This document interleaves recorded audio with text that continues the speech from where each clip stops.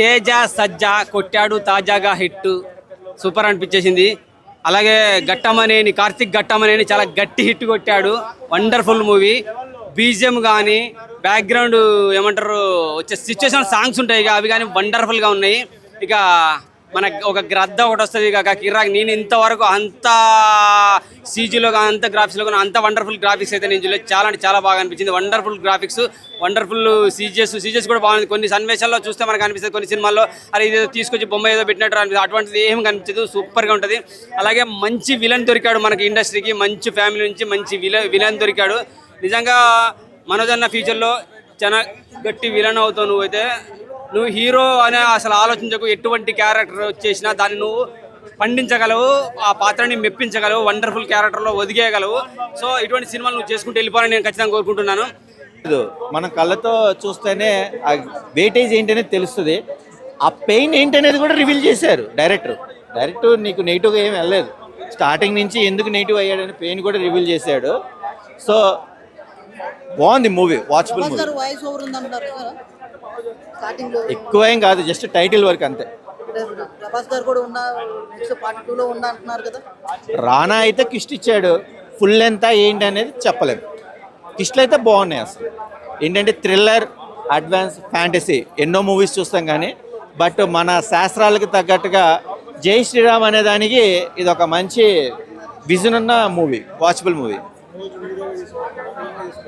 So but ఆయన body కూడా ఇప్పుడు 30 to 40 మధ్యలో ఉన్నాడు కాబట్టి హీరో కింద అది వేరే వర్షన్. విలన్ కింద అయితే కనుక 1000% జస్టిఫికేషన్ ఇస్తారు. బాగుంది సినిమా, అయితే బాగుంది. 100% పక్కా మెసేజ్ అది నేను రివీల్ చేయకూడదు. స్క్రీన్ మీద చూస్తుంటే ప్రతి ఒక్క సీన్ చూస్తుంటే మనం దేనికి కనెక్ట్ అయ్యామో అనుకుంటాం.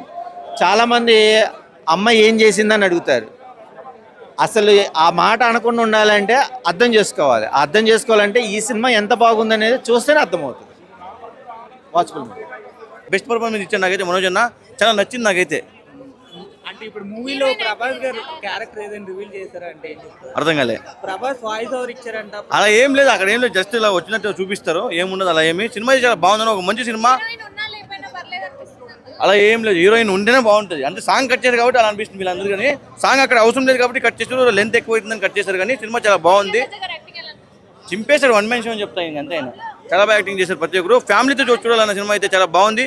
అంటే అనుమానం వచ్చిన తర్వాత అదే సినిమా వస్తుంది, అదే బ్యాక్ డ్రాప్లో అనుకున్నా కానీ సినిమా చూసిన తర్వాత అనిపించింది ఓ అమ్మ ఏ సినిమా వచ్చినా కూడా బాగుంటుంది, మనోడు సెట్ అవుతుంది అని అనిపించింది. ఆయన ఈ సినిమాలో విలన్ గా చేసి హీరో అనిపించింది. నాకైతే అలా అనిపించింది. అయితే చాలా బాగా యాక్టింగ్ చేశాడు ఆయన. వన్ మ్యాన్ షో ఆయన. ఎవరు అన్నారు? మీరే అడుగుతున్నారు అంతేగాని ఎవరు అనట్లే ఆ మాట. అది ఎవరు అనట్లే, మీరే అడుగుతున్నారు. అది లాగ్ ఉందేమో అని. సినిమా చాలా బాగుందన్న, ఎవరు నమ్మకండి. సినిమా చాలా బాగుంది, ప్రతి ఒక్కరు చూడండి. Thank you. శ్రీరాముడు క్యారెక్టర్ లో ప్రభాస్ ఉన్నారని అంటున్నారు. నాకు సినిమాలో హైలైట్ ఏంటంటే బీజిఎం, సిచ్యుయేషనల్ సాంగ్స్, అలాగే మీరాయికి సంబంధించిన ఒకటి ఖడ్గం ఒకటి ఉంటుంది, దండము. అది అంటే ఆ గ్రాఫిక్స్ చూపించిన చాలా గ్రద్ద అయితే కిర్రాక్ అనిపించేస్తుంది. అలాగే తాజాగా హిట్ కొట్టిన తేజ నిజంగా వండర్ఫుల్. నాకు తెలిసి హనుమాన్ తర్వాత సూపర్ హీరో లాంటి సినిమాలు వస్తున్నాయా అంటే, అటువంటి సినిమాలు ఉన్నాయా అంటే, మన చరిత్రలకు సంబంధించినవి ఉన్నాయా అంటే, ఫిక్షనల్గా తీసేసుకొని ఈ విధంగా ఇంత మంచి సినిమాని తీయొచ్చా అంటే నువ్వు మాత్రం ఫ్యూచర్లో కూడా నువ్వు మాత్రమే ఇటువంటి సినిమాలకు ఖచ్చితంగా సూట్ అవుతావు అని నేను చెప్పగలను. లేదండి, ఇద్దరు ఉన్నారు. విలన్ గట్టిగా ఉండటం వల్ల ఆడ తేజ కూడా స్ట్రాంగ్ అవుతాడు కదా.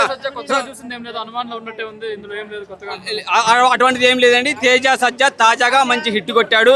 ఇక విలన్ గా మనోడు మరో మెట్టెక్కు. ఎందుకంటే భైరవం తర్వాత మనోజ్ మళ్ళీ ఇంకో సినిమా చేసిండు కదా.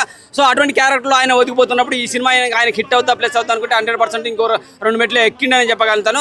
సో ఒక మంచి విలన్ గా ఉంటాడు, మంచి క్యారెక్టర్ ఆర్టిస్ట్ గా కూడా. నువ్వు హీరో పాత్రలు ఎంచుకోవద్దని కోరుకుంటా. ఎటువంటి పాత్ర వచ్చినా అటువంటి పాత్రకు